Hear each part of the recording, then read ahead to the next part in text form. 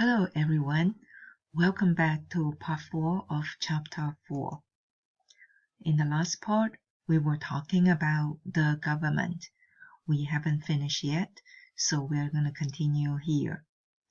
About the government, where does the government revenue from?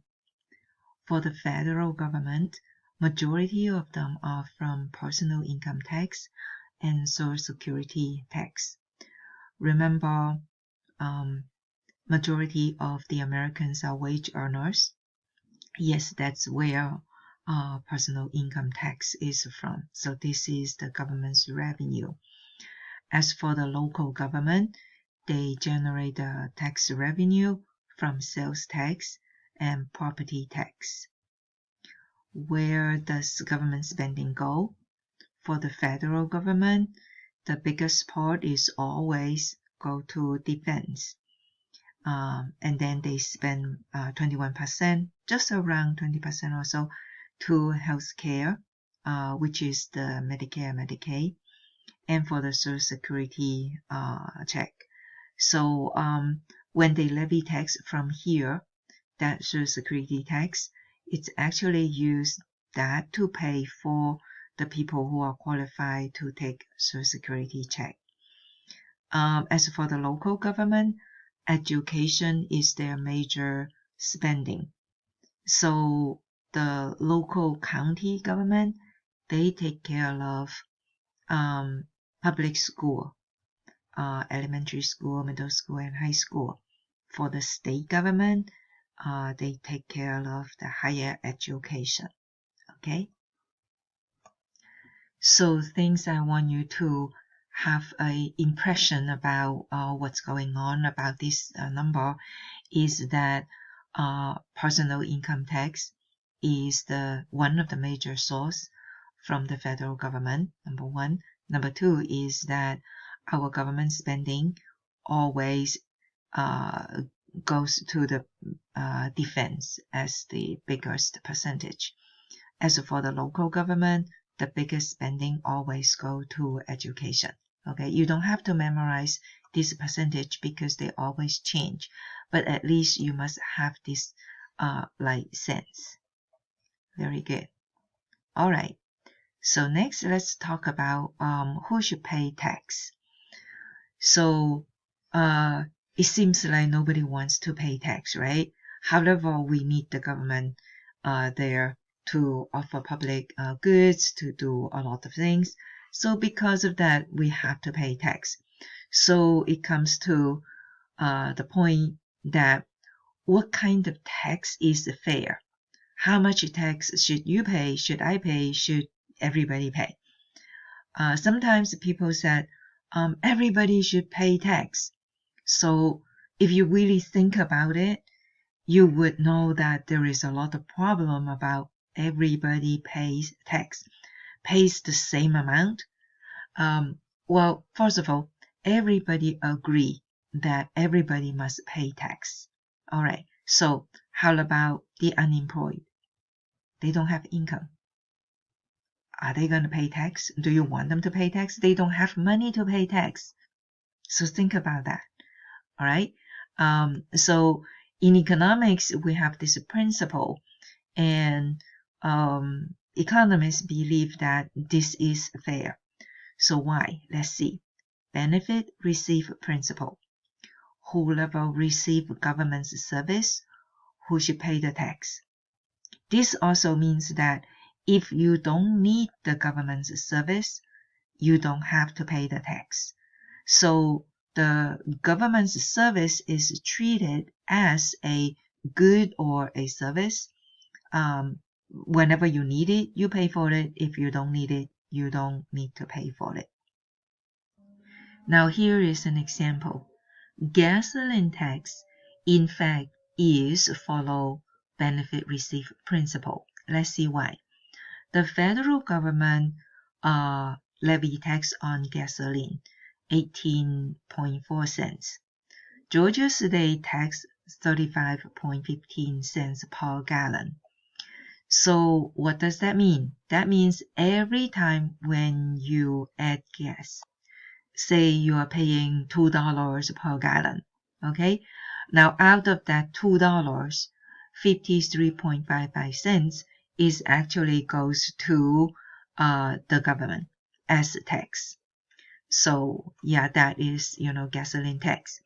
So why is the benefit received principle? Well, government use this tax to maintain the road, the highway.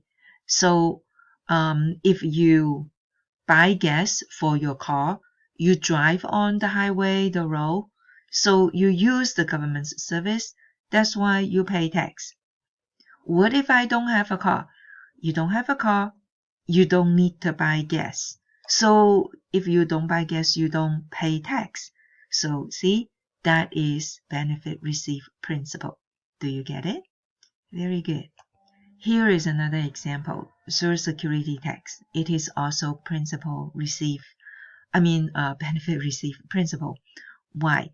Because if you work, you generate income, you have to pay Social Security tax. After you retire or reach a certain age, you start receiving Social Security check. See, so right now you pay for it. After a certain age, you receive the benefit. So that's why it is benefit receive principle. Okay, how about the people who never work, they never have income? Well, they don't have income, they have never paid Social Security tax, so in the future, when they get to the certain age, they will never ever be able to have any Social Security check. Do you get it? Very good. So what do you think about benefit receive principle? Do you think this principle is fair? Okay, here comes another principle. It's called ability to pay principle.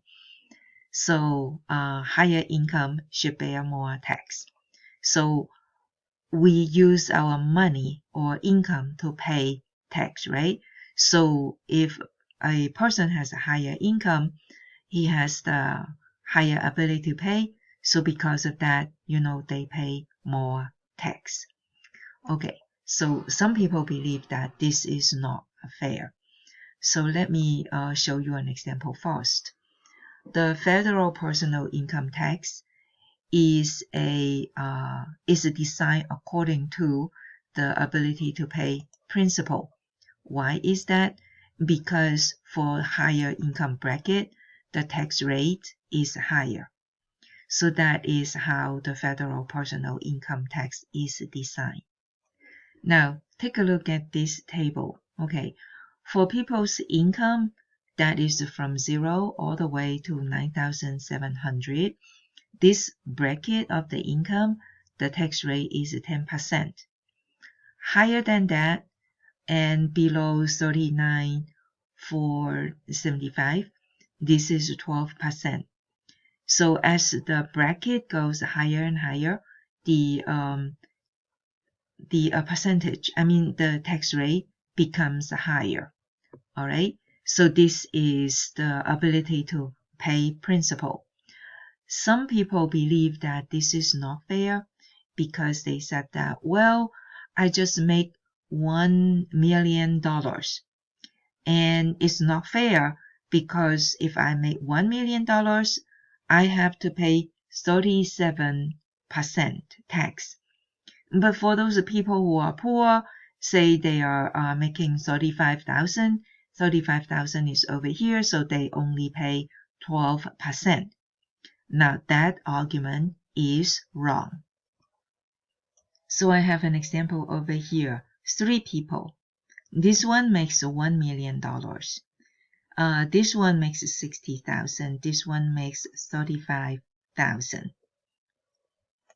So this is how it works. For everybody, whether you are this person or the second person or the 1 million person, for the first $9,700, for this proportion over here, everybody pays 10%. So this person pays 10%, and then this person is also paid 10%. Do you get it? including the millionaire. For the first part, 97,000, it is 10%. Okay, so is this fair? All right, now the second part that pays 12% is the amount of money higher than 9,700 all the way up to 39,475. So this part, now for the one who pay, who makes 3,500. So as long as the part that is above 9,700, he also need to pay 12%. Okay, so the rest of them is also paying 12% also. So do you understand?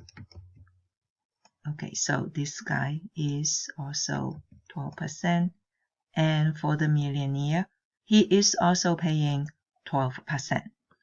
Okay, now for the income above that, they are going to pay 22%.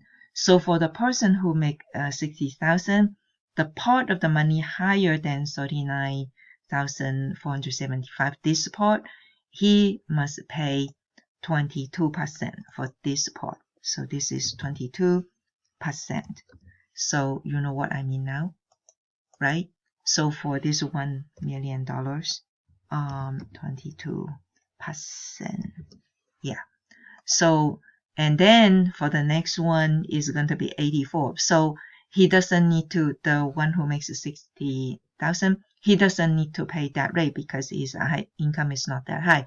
But for the one who makes 1 million, he need to pay the 24, and then 32, and then 35, and so on and so forth. Do you understand? So that is the ability to pay principal.